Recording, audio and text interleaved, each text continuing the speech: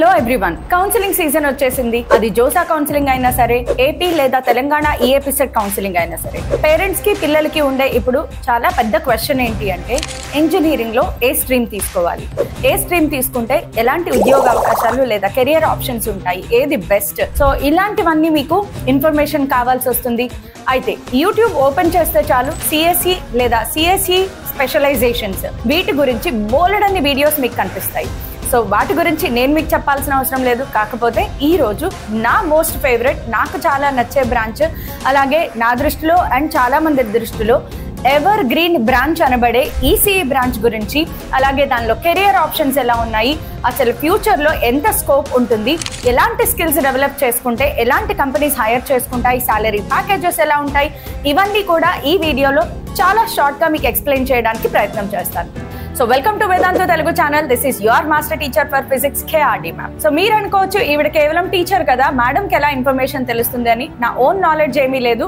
నా సొంత brother into this field and also నా being a teacher I can proudly say that నా బోలెడంత మంది ప్రీవియస్ స్టూడెంట్స్ ఎవరైతే ఉన్నారో వాళ్ళందరూ కూడా ఇప్పుడు మంచి మంచి పొజిషన్స్ లో ఉన్నారు. వాళ్ళందరినీ అడిగి ఏదైతే ఇన్ఫర్మేషన్ గ్యాదర్ చేసినా, అలాగే నేను రీసెంట్ గా ఒక పెద్ద ఆఫ్లైన్ క్యాంపస్ విజిట్ కి వెళ్ళినప్పుడు అక్కడ గూగుల్ లేదా మెటా లాంటి పెద్ద పెద్ద కంపెనీస్ లో పనిచేసే వాళ్ళతో మాట్లాడే అదృష్టం దొరికింది. సో వీళ్ళందరూ నాకు ఇచ్చిన ఇన్ఫర్మేషన్ ని క్రోడీకరించి ఒక చిన్న షార్ట్ వీడియోగా మీకు ఇస్తున్నాను. ECE electronics and communication engineering, ఆ పేరులోనే ఉంది. ఎలక్ట్రానిక్స్ లో మనకి ఈ ఫీల్డ్ లో జాబ్ అవకాశాలు ఉంటాయి, కమ్యూనికేషన్ ఫీల్డ్ లో కూడా జాబ్ అవకాశాలు ఉంటాయి. అయితే ఈసీఈ అనేది ఎవర్ గ్రీన్ అని ఎందుకు అంటారు అంటే, ఎంత కంప్యూటర్స్ లో కోడింగ్ అనేది ఏఐ వచ్చి డామినేట్ చేసినా ఆ ఏఐని పవర్అప్ చేయడానికి, మోస్ట్ పవర్ఫుల్ నెక్స్ట్ జనరేషన్ ఏఐని బిల్డప్ చేయడానికి ఖచ్చితంగా ఈసీఈ స్టూడెంట్స్ లేదా ఎలక్ట్రానిక్స్ ఇంజనీరింగ్ అనే వాళ్ళు ఖచ్చితంగా అవసరం పడతారు. The main fields you can get in to by studying ECE or VLSI and semiconductors, embedded systems, robotics and communication. Starting with VLSI and semiconductors. మీ అందరికీ తెలుసు, కొన్ని మిలియన్స్ ఆఫ్ ట్రాన్సిస్టర్స్ ని ఒక స్మాల్ స్పేస్ లో పెట్టి ఒక పవర్ఫుల్ ప్రాసెసర్ ని తయారు చేస్తారు. వాళ్ళే VLSI డిజైన్ చేసేవాళ్ళు. ఈ VLSI యూజ్ చేసే మన చుట్టూ ఉండే చాలా పవర్ అప్ అయిన CPUs గానీ GPUs గానీ వాటిని పవర్ అప్ చేయడానికి ఈ టెక్నాలజీని వాడతారు.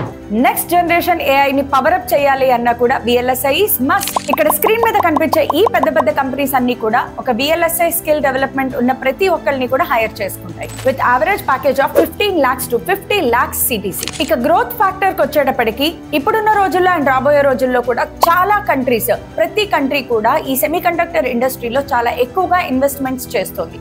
ఈవెన్ ఇండియాతో సహా చాలా కంట్రీస్ చాలా మాసివ్ గా సెమీకండక్టర్ ఇండస్ట్రీస్ లో ఇన్వెస్ట్ చేస్తున్నాయి. ఎందుకంటే ఒక సర్వే ప్రకారం ఈ సెమీకండక్టర్ ఇండస్ట్రీ ఏదైతే ఉందో అది ఒక కంట్రీ యొక్క ఎకనామికల్ గ్రోత్ ని డిసైడ్ చేయడంలో ఒక కీ ఫ్యాక్టర్ గా ఉండబోతోంది. ప్రస్తుతానికి ఇన్వెస్ట్మెంట్స్ అన్ని కూడా మ్యానుఫ్యాక్చరింగ్ సైడ్ ఉన్నా కూడా ఈవెన్చువల్లీ ఇవన్నీ కూడా డిజైన్ సైడ్ కూడా వెళ్తాయి. ప్రతి కంట్రీ కూడా దాని ఓన్ పవర్ఫుల్ హార్డ్వేర్ ని డెవలప్ చేసుకోవడానికి చాలా మాసివ్ గా ఇన్వెస్ట్ చేస్తుంది. రీజన్ ఏంటంటే, the more powerful hardware a country has, more powerful weapons చేసుకోవచ్చు, more powerful robotics, more powerful AI and super computers, ఇవన్నీ కూడా ఆ కంట్రీ తయారు చేసుకోగలుగుతుంది. Now moving on to second aspect, embedded systems. VLSI ద్వారా తయారు చేయబడిన ఒక సిస్టమ్ ఏదైతే ఉందో దాంట్లో మైక్రో ప్రాసెసర్స్ గానీ మైక్రో కంట్రోలింగ్స్ గానీ ఉంటాయి కదా, వీటన్నిటిని రైట్ ప్రోగ్రామింగ్ చేసేదే ఎంబెడెడ్ సిస్టమ్. చాలా సింపుల్ గా చెప్పాలి అంటే, రోజు మన చుట్టూ చూసే మనం వాడే స్మార్ట్ వాచెస్ దగ్గర నుంచి smart washing machine, smart ACs లేదా స్మార్ట్ హోమ్స్, అలాగే IoT అనేది వస్తుంది. ఇవన్నీ కూడా మనకి ఎంబెడెడ్ సిస్టమ్స్ లో పార్ట్ అన్నమాట.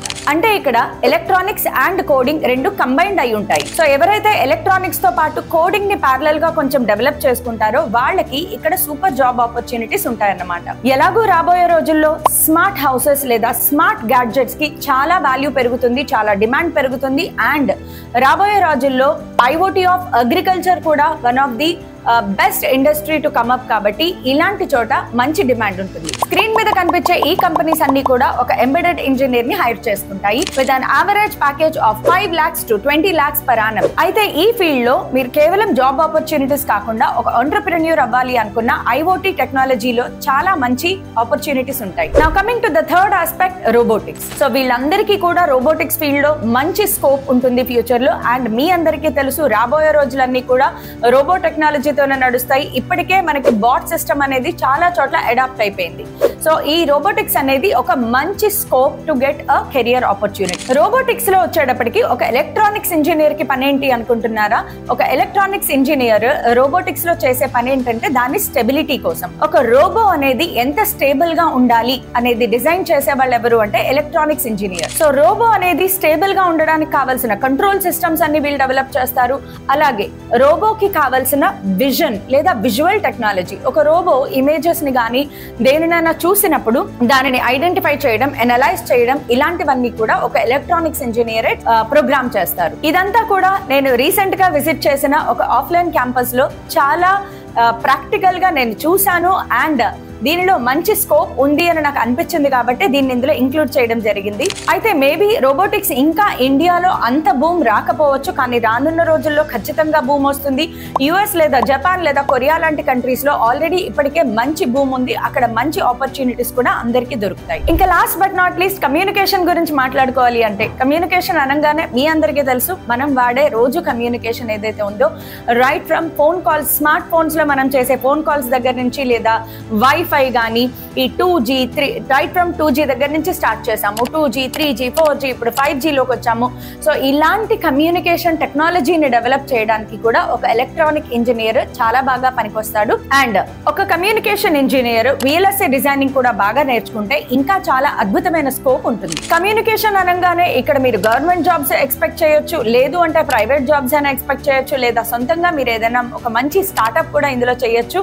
And you can become a CEO of a company as well. Screen మీద కనిపించే ఈ కంపెనీస్ అన్ని కూడా ఒక communication engineer combined with VLSI ఖచ్చితంగా హైర్ చేసుకుంటాయి. సో ఇన్ని మంచి అవకాశాలున్న ఒక ECE బ్రాంచ్ అనేది సూపర్ డూపర్ ఒక మంచి కన్సిడరబుల్ బ్రాంచ్ అన్నమాట. ఈవెన్ గేట్ ఎగ్జామినేషన్ లో కూడా ECE వాళ్ళకి చాలా మంచి గవర్నమెంట్ జాబ్స్ వచ్చే అవకాశాలు ఉంటాయి. ఏవైతే మన నవరత్నాస్, మహారత్నాస్ ఉన్నాయో వీటన్నిటిలో కూడా ECE స్టూడెంట్స్ కి చాలా ఎక్కువ స్కోప్ ఉంటుంది. And keeping government jobs aside, electronics లేకుండా అంటే సెమీ కండక్టర్స్ లేకుండా రానున్న ఫ్యూచర్ లో ఈ AI గానీ రోబోటిక్స్ గానీ ఏది డెవలప్ చేయాలి అన్నా కూడా కోడింగ్ అనేది మీరు ప్యారలల్ గా నేర్చుకోగలిగితే చాలా బాగుంటుంది. కానీ గుర్తుపెట్టుకోండి, ECE అనేది కొంచెం హెవీ సిలబస్ ఉంటుంది. ఫిజిక్స్ లో బాగా ఇంట్రెస్ట్ ఉంది, సెమీ కండక్టర్స్ లో ఇంట్రెస్ట్ ఉంది అన్న వాళ్ళు ఇందులో చాలా బాగా చేయగలుగుతారు. బికాస్ ఇందులో కొంచెం చాలా ఎక్కువగా మెమరైజ్ చేయగలిగే సిలబస్, అలాగే చాలా ఎక్కువ syllabus which has to be conceptual syllabus నేర్చుకుంటారు. దానితో పాటుగా మీరు ఇప్పుడు నేను చెప్పే ఈ స్కిల్స్ అన్ని కూడా కొంచెం డెవలప్ చేసుకోగలిగితే చాలా మంచి ఫ్యూచర్ అవకాశాలు ఉంటాయి. అయితే ఈ వీడియోలో నేను కేవలం ECE గురించి మాత్రమే మాట్లాడాను. అలా అని ట్రిపుల్ కానీ, మెకానికల్ కానీ, సివిల్ కానీ ఎందుకు పనికిరావు అనేది నా ఉద్దేశం కానే కాదు. ఒకవేళ వాటి మీద కూడా ఏదైనా వీడియో చేయాలి, కొంచెం డీటెయిల్స్ కావాలి అనుకుంటే నాకు కామెంట్స్ లో చెప్పండి. సో దట్ నేను వాటి మీద కూడా కొంచెం రీసెర్చ్ చేసి ఎవరినైనా అడిగి మీ దాకా ఇన్ఫర్మేషన్ ని చేర్చడానికి ప్రయత్నం చేస్తాను. అయితే ఈ విషయాలు చాలా మందికి ఆల్రెడీ తెలిసే ఉంటాయి. తెలియని వాళ్ళ కోసం నేను చెప్పింది కేవలం బేసిక్ ఇన్ఫర్మేషన్ మాత్రమే. అయితే మీరు చాలా ఇంపార్టెంట్ పాయింట్ ఒకటి ఇప్పుడు చెప్తాను, చాలా చాలా చాలా వాల్యుబుల్ పాయింట్ చెప్తాను, వినండి. మీరు ఇంజనీరింగ్ లో ఏ బ్రాంచ్ తీసుకున్నా కూడా రాబోయే రోజుల్లో do not just wait that 4th year ending లో ఒక కంపెనీ రాబోతోంది, నన్ను హైర్ చేసుకోబోతోంది అనే వెయిటింగ్ లో ఎప్పుడు ఉండద్దు. మీరు right from 1st year of engineering నుంచి ఒకటే దృక్పథంలో ఉండండి. మీరు సొంతంగా ఏదైనా చేయగలరా, మీరు సొంతంగా ఒక స్టార్ట్అప్ పెట్టుకోవడానికి కానీ, ఒక ప్రాజెక్ట్ చేయడానికి కానీ, ఒక ఇంటర్న్షిప్ చేయడానికి కానీ, మీ సొంతంగా ఒక యాప్ చేయడం కానీ, ఒక వెబ్సైట్ డెవలప్ చేయడం కానీ, ఇలాంటివి మీరు సొంతంగా ఒక ప్రాజెక్ట్ చేయడం ద్వారా, మీ స్కిల్ ని నలుగురికి చెప్పడం ద్వారా మీరు ఏదైనా జాబ్ ఆపర్చునిటీస్ కానీ లేదా సొంతంగా స్టార్ట్అప్లు చేయడం కానీ మీరు చేయొచ్చు. సో జాబ్స్ కోసం వెయిట్ చేయొద్దు, స్కిల్ డెవలప్మెంట్ మీద కాన్సన్ట్రేట్ చేయండి. Right from your 1st year లేదా 1st year అవసరం లేదు, అట్లీస్ట్ 2nd year నుంచి కూడా, మీ ఇంజనీరింగ్ 2nd year నుంచి కూడా concentrate on your GPA as well as your projects కానీ, ఇంటర్న్షిప్స్ కానీ, వీటన్నిటి మీద కాన్సన్ట్రేట్ చేయండి. So thank you everybody, that's all for today ECE గురించి. So meet you all, see you all soon again.